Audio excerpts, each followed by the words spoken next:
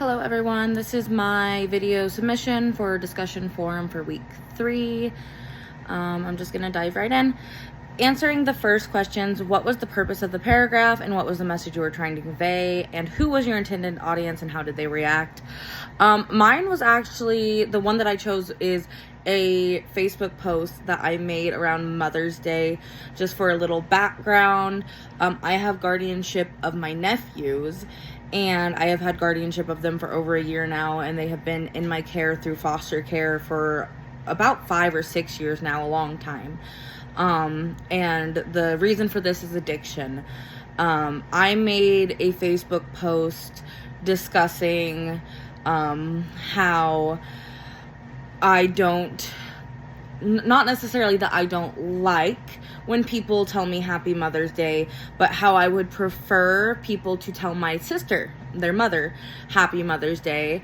My goal with this post was, I was trying to convey that my sister needed the reminder. My sister needs the reassurance, needs the reminder that she is a mother, that she has children. While she is still involved in their life, she is still struggling.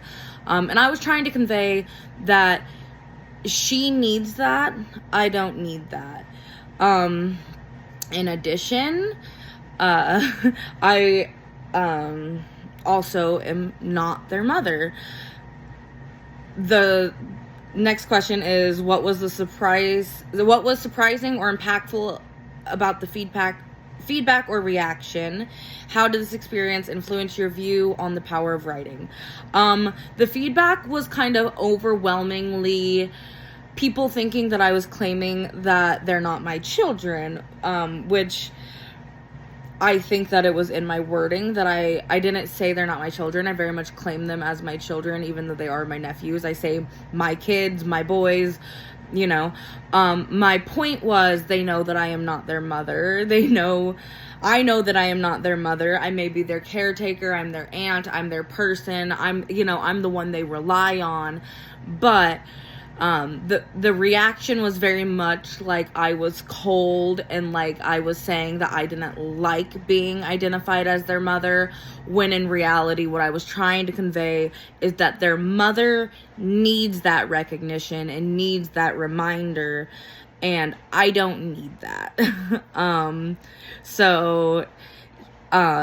It influenced kind of my view on the power of writing, because I realized that people on my Facebook who aren't around us often, who don't know me well, who don't know the boys well, who don't know the situation well, didn't recognize it as me trying to communicate that my sister needed that.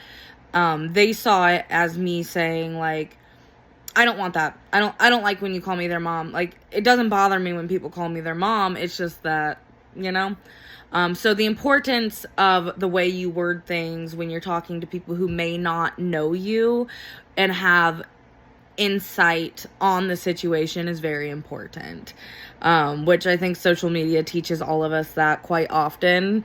But that was kind of like a big recent one for me. Were there specific techniques, word choices, or stylistic elements that you think played a role in this effectiveness? What did you learn from this experience that you can apply to future writing? I don't think there was necessarily anything specific.